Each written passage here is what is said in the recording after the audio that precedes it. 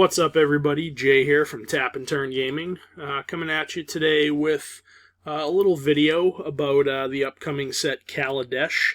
So a lot of you guys probably have seen a lot of spoilers for the set floating around.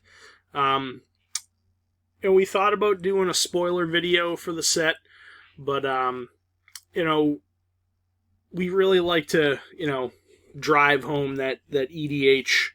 Our love for EDH and everything. I mean, that's basically what our channel's about, is EDH.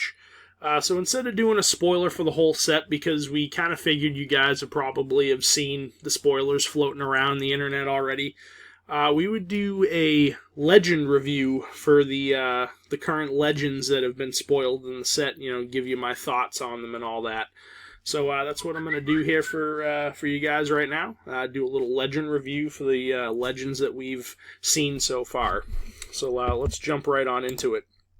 So the first legend we have here is the Paula Pilot Exemplar.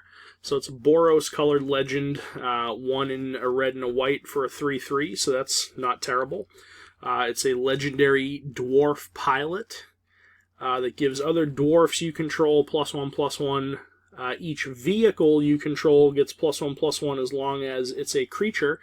So there are vehicles in the set now. They're artifacts, and they have an ability called Crew. So if a vehicle has Crew 3, you can tap any number of untapped creatures you control that have total power 3, and then you can animate that vehicle into a creature that turn.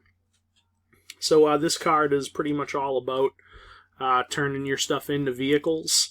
Turning your vehicles into creatures, I should say. So her last ability is whenever she becomes tapped, you may pay X. If you do, reveal the top X cards of your library. Put all dwarf and vehicle cards from among them into your hand. Then put the rest on the bottom of your library. So she basically screams build tribal around me, more or less. Tribal dwarves or tribal vehicles, or a mix of both. So it's pretty cool. The crew mechanic is pretty neat. I am overall liking all the mechanics in the set and everything, but this creature definitely screams build around me, build tribal around me. Tribal dwarves / vehicles. So she's pretty self-explanatory and pretty straightforward, but we'll see how she plays. It might be fun to build a tribal vehicle / dwarf deck around her, seeing as she is an anthem effect for them. So who knows? Maybe we'll see some crazy tribal decks built around her. Next up, we have a mono black legend. We have Gonti, Lord of Luxury. He's a 4-cost 2/3 legendary Aetherborn rogue. So that's a new creature type, is Aetherborn. And he also has Death Touch, so that's pretty neat. Also, when he enters the battlefield, look at the top 4 cards of target opponent's library, exile one of them face down, then put the rest on the bottom of that library in a random order. For as long as that card remains exiled, you may look at it, you may cast it, and you may spend mana or mana of any type to cast it. So basically, we've seen cards like this before. There's a blue-black card, I believe, from Theros that did something similar to this. The name of it eludes me at the moment. But, it's a pretty neat ability. To really abuse it, you would probably want to have some sort of way to flicker him in and out of play. So with that said, seeing as he's mono black, if you wanted to make this guy the general of a deck, to really abuse his ability, there are ways to do that in mono black, don't get me wrong, but ideally you would probably want to have some sort of flicker type effect to really maximize the the enter the battlefield effect on this guy. So I could definitely see him throwing, or at least throwing him into a deck that, is multicolor, that has effects like that. Maybe you're playing Esper. White and blue have lots of ways to flicker creatures. or maybe you're playing blue-black. There are a few ways that blue can flicker creatures in and out. Deadeye Navigator comes to mind. He'd be, anything with an enter the battlefield effect is broken with Deadeye Navigator because Deadeye Navigator is broken. But overall, he's pretty cool. I probably wouldn't make this guy the commander of a deck, but I would definitely put him into a deck because that ability is really nice. If you hit something huge off of your opponent's library that could turn the tide of battle, that could be really nice to do. Use their own toys against them. Next up, we have a Orzhov colored legend. We have Kambal, Console of Allocation. So he's an Orzhov legend, 1 in a white and a black for a 2/3 legendary human advisor. And whenever an opponent casts a non-creature spell, that player loses 2 life and you gain 2 life. He's pretty cool. Definitely taxes your opponent for casting anything that's not a creature. He probably won't stick around on the board very long. Nobody wants to keep getting drained for 2 life every time they cast something that's not a guy. At least that's how I look at it. I probably wouldn't want this guy to drain me for 2 life every time I cast a non-creature spell.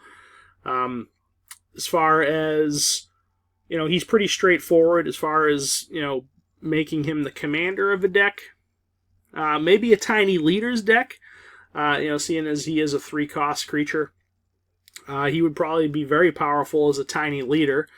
But as far as, straight up EDH, I probably wouldn't make him the general of a deck. I would probably put him in a deck that runs black and white, because you could definitely gain a substantial amount of life off of this guy, especially if you're playing multiplayer. This would shine in a multiplayer environment, which EDH mostly is. Derek and I play a lot of dual commander, but if you're playing a multiplayer game, this guy can do some work for you for sure. All right, next up we have a mono green legend, Ovia Pashiri. Excuse me if I'm saying that wrong. Ovia Pashiri, Sage Lifecrafter. She's a 1-cost, 1/2 for 1 green, legendary human artificer. You can pay 2 and a green, tap her, create a 1/1 colorless servo artifact creature token, or you can pay 4 and a green, tap her, create an XX colorless construct artifact creature token, where X is the number of creatures you control. So she's kind of like, I know there's Jade Mage, basically kind of does the same thing. Pay 3. I don't think you need to tap Jade Mage to do that, but she creates artifacts. So, pay 3, tap her, get a 1/1 artifact. Pay 5 and tap her, get an XX artifact where X is the number of creatures you control. So if you're playing like a token deck, this could probably fit right into your build, especially if you're swarming the board with lots of creatures. That second ability will make you a gigantic creature, and then if you have things like, Rogue's Passage, or a way to give the creature trample, or, things of that nature, you could definitely do some harm to your opponent. So, probably a good tiny leader. The fact that it generates tokens is really nice. I probably wouldn't slot this into the commander slot in a 100-card EDH deck, but I would definitely play it in a deck that I run that likes to produce tokens. I would probably play this in my Prosh deck, because my Prosh deck likes to create tokens. I would probably play this in my Trostani deck, because that deck likes to create tokens as well. So it's definitely a card that would fill some roles in some token generating decks, but I just feel like there's probably better options out there if you're wanting to go with a token build. I feel like this would complement a deck like that very well, but I probably wouldn't put it in the commander slot in a deck. Alright, next we have a mono blue legend, Padim, Console of Innovation. He's a 4-cost via 3 and a blue for a 1/4, legendary Vidalcan Artificer. Artifacts you control have hexproof, so that's very solid. And also at the beginning of your upkeep, if you control the artifact with the highest converted mana cost or tied for the highest converted mana cost, draw a card. Pretty powerful card, if you ask me. The fact that it gives all your artifacts hexproof, so they can't be targeted by your opponent's things, that right off the bat is extremely powerful. And the fact that if you control the artifact with the highest converted mana cost out of stuff that you have on the board, he's going to draw you a card. So the fact that he gives your stuff hexproof and has potential card draw tacked onto him is very nice. Again, would I slot him in as the commander of a deck? Probably not, because this guy obviously wants you to play with lots of artifacts. Mono blue, artifacts are colorless, so you can play whatever artifacts that you want. But, there's generals out there, like, for instance, things that come off the top of my head, like Sharoom the Hegemon. This guy would probably fit right into a deck like that already plays with a lot of artifacts and has other colors to, kind of aid it in its goal. So, I personally don't really see making this guy the general of a deck, but I would definitely put him in the 99 of a deck, absolutely. Alright, next up we have Chandra's mom, Pia Nalar. She's a 3-cost 2/2 via 2 and a red, a legendary human artificer. When she enters the battlefield, create a 1/1 colorless Thopter artifact creature token with flying. So, the fact that she costs 3 and she's a 2/2 and then brings a 1/1, pretty nice. She has 2 other abilities where you can pay 1 and a red, target artifact creature gets +1/+0 until end of turn, so she gives one of your artifact creatures fire breathing, essentially. Or you can pay 1, a generic, sacrifice an artifact. Target creature can't block this turn. So again, pretty neat abilities. The fact that she brings in a 1/1 with her is pretty nice. The fire breathing is pretty cool.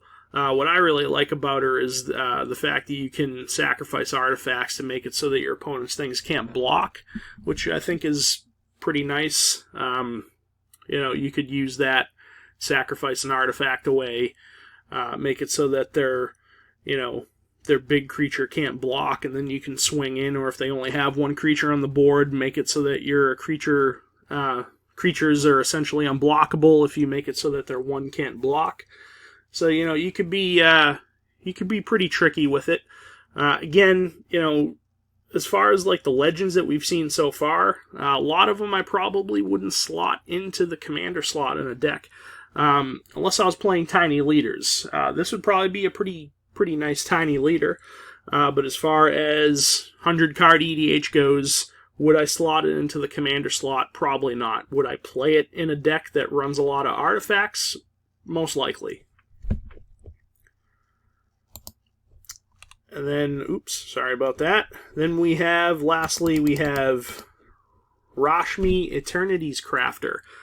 She's a Simic colored legend, 2, a green and a blue for a 2/3 legendary elf druid. When you cast your first spell each turn, reveal the top card of your library. If it's a non-land card with converted mana cost less than that spell's, you may cast it without paying its mana cost. If you don't cast the revealed card, put it in your hand. This card is probably the best legend out of the ones that we've looked at. So, the fact that every time you cast your first spell, you get to flip your top card. If it's not a land, you can cast it without paying its cost as long as its cost is less than the card that you cast first during your turn. So if you cast a 6-cost card, then you flip a 5-cost card, it goes onto the board for free. Then if you don't cast it, let's say you cast a 6-cost card and you reveal a 6-cost card, or a 7-cost card, or an 8-cost card, it just goes into your hand. So at the very best, you're getting a card onto the board for free. At the very worst, you're drawing an extra card, essentially. So that's pretty powerful. Would I play this as a commander? I could definitely see this being played as a commander card for sure. So, you know, that's Rashmi. Like I said, probably the best legend out of the, I think it's like 7 or so. I'm not sure if there'll be more revealed. If there are more revealed, we'll do another video to kind of update this. But she's probably the most powerful legend in the set so far, in my opinion. So yeah, I would definitely play this as a commander. You know, blue-green, you probably have lots of ways to abuse that ability. You know, stuff like Strionic Resonator. You know, you could copy the triggered ability on it, maybe get 2 cards onto the board for free. You know, so just that ability alone, like I said, at the very best, you're getting a card onto the board for free. At the very worst, you're drawing a card, an extra card each turn. So, that's really good. I really like it a lot, and I would most definitely play this as a commander, in my opinion, and I would absolutely put it into other decks that I have that run blue-green. So, but yeah, that about wraps it up, guys. Those are the legends so far from KALADESH. So I hope you guys enjoyed this video. If you did, thumbs it up. Really does help out a lot. Helps new people find our channel easier the more you thumbs up our videos. So again, if you did enjoy it, crush that thumbs up button.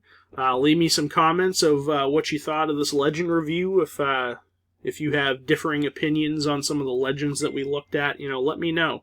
You know, if you would play one of those cards as a commander of a deck, let me know why. Maybe I just don't have the foresight on a particular card for some reason, and you think it would be good as a commander of a deck. You know, let me know why. I really like to hear your comments and suggestions.